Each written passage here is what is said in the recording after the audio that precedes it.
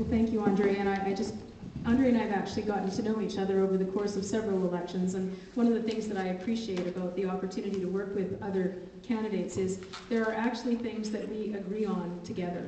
And I can tell you there are lots of things, and you look at the Green Party platform, that make a ton of sense. And I'm always willing to say to Andre, I think that's a really good idea. And not sure about the hemp thing, but I wasn't meaning to demean that. That certainly has been an issue. I met with people in 100 Mile who would tell you today that that's exactly the kind of thing we should be doing. So, but I guess I just want to leave this with you.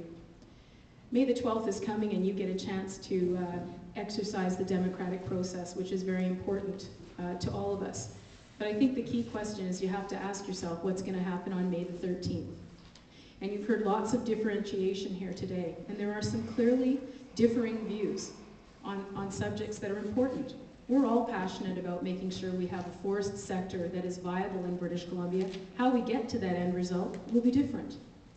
We have very different views on independent power production in British Columbia. We have different views on how we approach communities and how they should have leadership. All of us agree with it, but it's how do we make that work?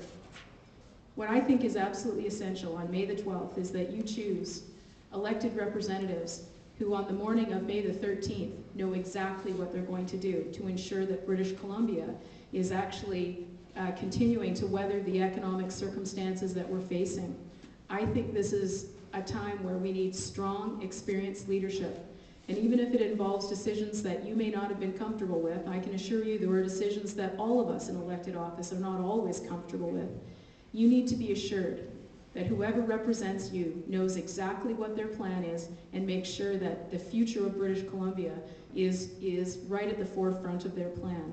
The question is, who's in the best position to help manage British Columbia through unprecedented difficulties, and at the same time, care for the people like you that live in this province, who are the reason all of us run for office. Not one party has a monopoly on caring about people. It's how we sort out how we do that. And our approaches may be different, but our care and concern for the people who live here is shared by everyone who runs for public office, or they wouldn't be running. So thank you for the time you've taken to be here today. Thank you for your candid questions. And I just hope that as we move forward, you will look at who's in the best position to manage through very difficult times in British Columbia. Thank you very much.